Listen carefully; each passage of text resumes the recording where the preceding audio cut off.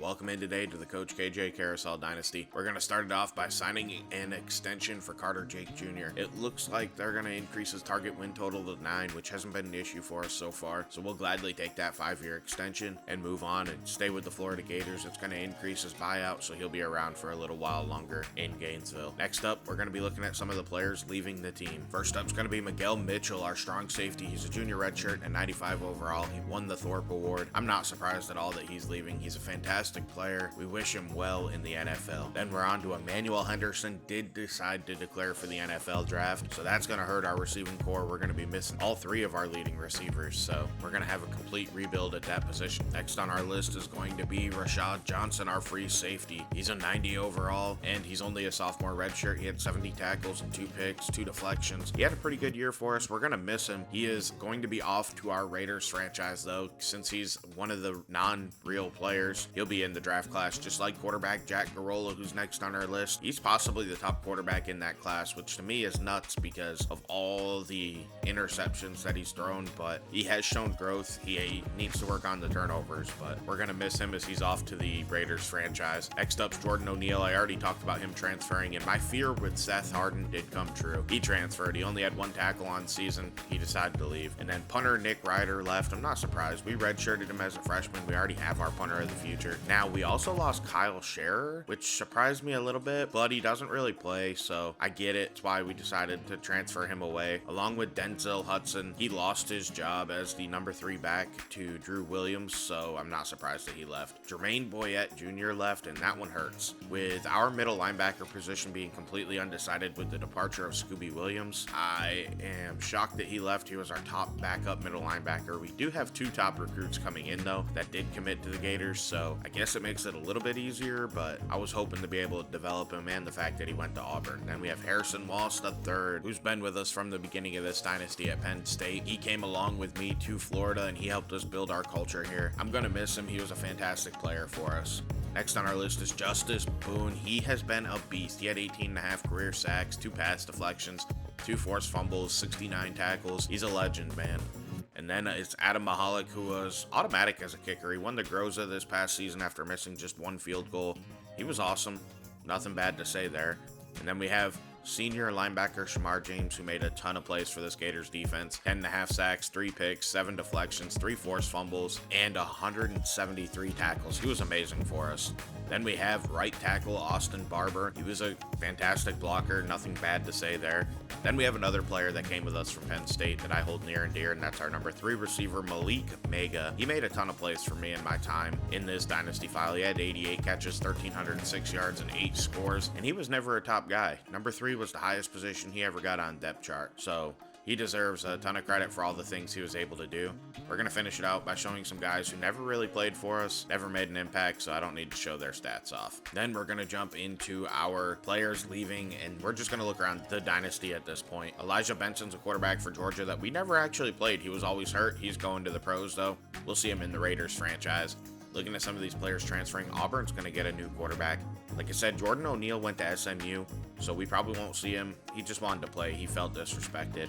Vandy got a new quarterback in Drews. He could make an impact. He's already an 80 overall as a sophomore, so that could strengthen Vandy just a little bit in our file. Some of these other guys here, they're not going to really make a big impact. They're just going to strengthen some other teams' starting positions, so that way it's not so weak at points around the dynasty file. Josh Hoover, though, going to TCU could make an impact. Davis Lane Jr. going from JMU to Virginia, and a few more. Now looking at some of the players that are staying, Bo Pribula is going to return to Arkansas for his senior redshirt season, so maybe he can make an impact. We're going to have to take on Walker Howard because I believe this is the last year of our fight against Law Tech in that 3-year contract after they upset us in year 1, so he's going to go ahead and stay at Law Tech even though he could be a top pick in this draft class. Looking at some of the running backs, we're going to see just a few of them in our franchise file. That's Jalen Wade and Paul Nicholson out of USC. They're both going to be in our Raiders franchise. And as you can see, Denzel Hudson also transferred away to Vanderbilt, so we will see him and see if he can make an impact against us. I don't know how big of an impact he'll make. He's a little too slow in my opinion, so that's just kind of is what it is, and I don't expect a big impact there. Looking at some of the receiver transfers, I don't see any that are too crazy, honestly, so that's all, and there's no players going to be in our Raiders franchise. Looking at tight end, we have Ryan Anderson of Mississippi State. We'll be seeing him in our Raiders franchise. He's a little short, but he's a good player. He won the Mackey Award. It looks like at center, we're going to have Isaac Baldwin headed to our Raiders franchise. And it looks like Ivory from Tulane headed to Wake Forest is probably the biggest impact player who's transferring at the position. Guard, I don't see anybody. In right tackle, Jed Compton's headed to the NFL. He played for Penn State. We recruited him during our time at Penn State, so he's going to make an impact in our Raiders franchise. He'll be showing up in there. At defensive end, we have 3 players headed to our Raiders franchise, and you can see Kyle Scherer transferred away to UCLA. I don't know that we'll ever see him again, honestly, but if we do, we'll be sure to point him out as Seth Hardin's our next player at right end who transferred away. He went to Charlotte. I don't understand why. He's a really good player, but that's where he decided to transfer to, so there's nothing I can do about that. Now taking a look at defensive tackle, we had Zawalen and sophomore Stephon Green Jr. both headed to our Raiders franchise as they declared for the draft a little bit early. There was quite a few players who transferred at defensive tackle as well, and there's some that might make a real impact at their new school. But I have a question for y'all. I don't know that I'm going to continue showing off all the transfers and declarations from around the nation. I think that maybe starting going forward, I'll just show our players on the channel. The other players will show up in our Raiders franchise, but I want to make our off seasons a little bit shorter. I think this is the final season though that I'm going to show off every player that transferred and where they went and who declared early, unless you guys still want it. So leave a comment below if you feel strongly about that. I just feel like I want to make them a little bit quicker when we're doing these off-season videos. I feel like there's some ways I can still cut corners. Like I took out coaching carousel this year because I just don't think it matters that much, honestly. So we'll see. Like I said, let me know in the comments below if you guys have a strong feeling. And if you're still watching, drop a like on the video, please, and subscribe to the channel. I'm doing my best to keep growing and keep providing good content, and I'm trying to get better as I keep going. And if you missed it while we were scrolling through there, Jermaine Boyett Jr., our middle linebacker, transferred away to Auburn. So we will see him probably every season for his career. So I'm really interested to see what happens there.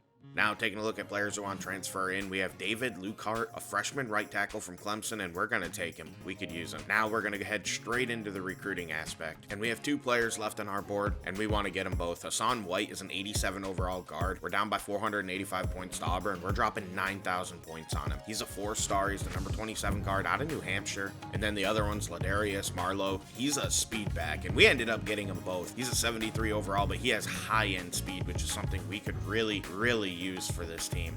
Especially at the running back position, I feel like we have a little bit more average athletes at the position on our team. And as you can see, we dominated both of them. We probably could have put less points, but I just didn't have any other players to target, so I'm glad we were able to bring them both in. Marlowe is the number 7 halfback in the nation. However, you know, he is a little bit of a bust, but that speed just makes him worth it. Now we're going to show off the top of our class, and some of the players I'm most excited about are Hassan White, Max Pierre, Norkeithius Moore, Jared Wells I think is going to be good. Breland Brown at receiver with all of our departures could see a lot of playing time.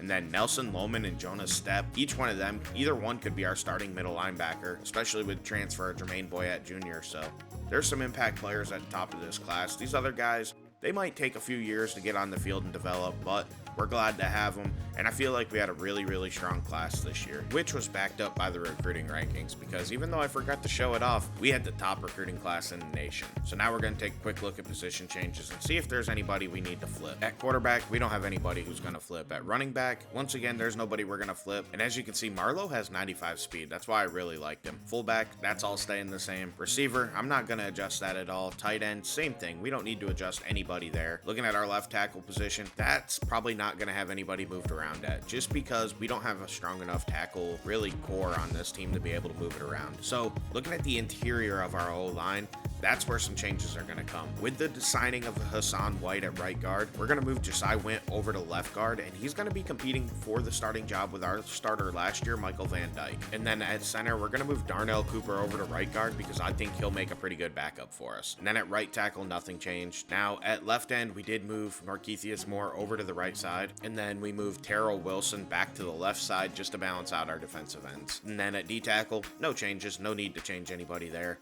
And then left outside linebacker, we're not moving anybody around, I don't believe, just because I like the way the team's stacked right now across our linebacking core, so we're not going to adjust that at all, and we're going to leave it alone. Looking at corners, it's the same idea. I'm not moving anybody at corner. Nobody needs to go to safety. I have enough depth there. So we're good. At free safety, we have Max Pierre, and I cannot wait to play with him. Now looking at our strong safety position, same idea. We just don't have anybody to move there, so it is what it is. And then we didn't have any athletes on this team, so there's no position changes there. Now, taking a look at our player development. As you can see at the top of our team now, we have JJ White leading off the team, but we're going to go position by position. Dana Garcia at quarterback went up by +3, so that's a good development for us. Looking at our halfbacks, Skyesi Blanks actually dropped, which is frustrating, and Drew Williams did go up by 6. The kid might make a real push for some playing time. David Hester went up 3 to an 89. +7 for Logan Houston to an 80. That's huge. Macario Dorba only went up by 2, which is quite disappointing. I was hoping he would develop more and we could get him on the field. At tight end, Kyle Hinder is +5. That's important for his senior year. And then at left tackle, we got +4 for Jake Park. That's huge. We need some help there. And then at guard, it looks like Josiah Wint's going to hold on to that starting job with a +3. And it doesn't look like Van Dyke developed that much. Now at center, Caleb Kirbyson's all the way up to a 91 with a +2. That's fantastic for our team. And then at right guard, Cooper's just a backup, but he's up to a 74. That's a really good development for him. Now at right tackle, David Lucart, who transferred in, is up to a 79 overall. That's huge. We need as much help as we can get at tackle. It's our weakest position on the team right now. So I'm glad to see him develop so much. JJ White went up by 5, so he's our best player on the team now, like I said earlier. Aaron Smith developed, but we already have Norkeithius Moore, who's probably going to start over him as long as he plays well. At D-tackle, Chris McClellan's up to a 92 overall, man. He's a beast. And we got some good development across the board at D-tackle. I'm happy to see that. We have some pretty good depth, and we might need to add a freshman in this year, so that way there's just not a gap in the future. And then at left outside linebacker, Nathan Osborne's up to a 77. In the middle, nobody's going to compete for a starting job there.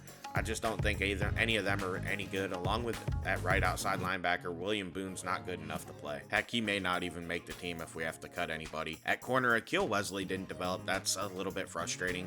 But we got Kewan Haas up to an 86, Noah Anibagnam up to an 85, Zach Poydras up to a 79. Even guys down the board like LaShawn Russell developed, so did Doug Cottrell. We had some other guys who fell back, which is a little frustrating, but it is what it is. At free safety, we got some good development. And then Tyler Hayes looks like he's going to be our starter at strong safety at a 79 overall. MJ Bell, our punter, developed up to an 88 overall, so that was pretty good.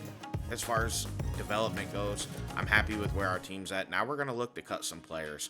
So we're scrolling through and just looking at guys. And it looks like, unfortunately, as we look at this team, it's going to have to be Nick Olson as our first cut. In the future, I think I'm going to make these guys and maybe make them prospects or something, so that way they can come back and return to college football and finish their careers. I don't know, though. I'm not 100% committed to that. I'm just not sure if that's what I want to do. I might just move on and let it be how it be, basically, and not worry about it. Terrell Wilson, somebody who I didn't recruit, he just ended up on our team, and he got cut, so nothing shocking there. I still don't understand why the computer does that sometimes. William Boone's the next one we have to cut. We're down to one more player to get rid of.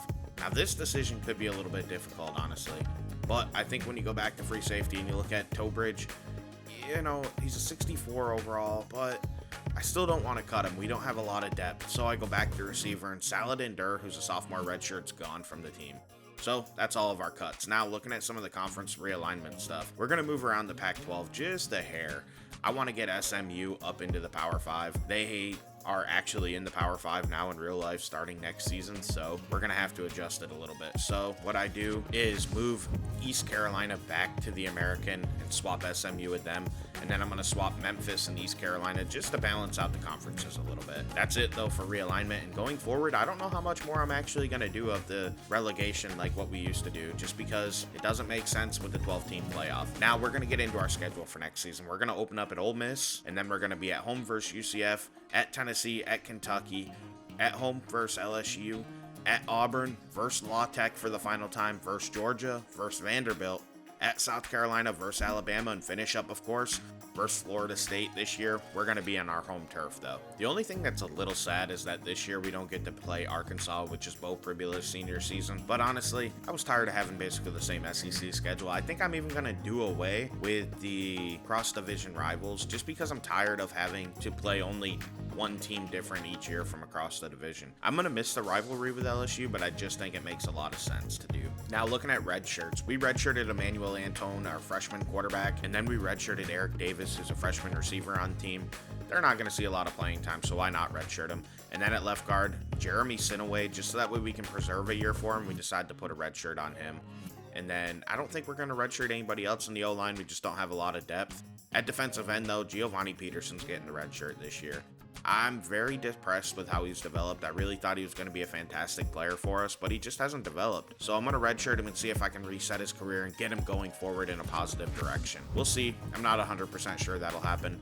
At outside backer, Morven Poloquin is going to get the red shirt. Middle linebacker, nobody. Right outside linebacker, nobody.